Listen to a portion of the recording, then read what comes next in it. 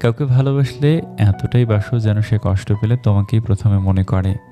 প্রস্তুতি নিয়ে কখনো ভালোবাসা হয় না, ভালোবাসাটা হঠাৎ করেই হয়। একটা বয়সের পর অনুভূতির চেয়ে আত্মসম্মানকে বেশি গুরুত্ব দেওয়া উচিত। কিছু মানুষ শরীর খারাপে নয়, অন্যের ভালো দেখলে অসুস্থ হয়ে পড়ে।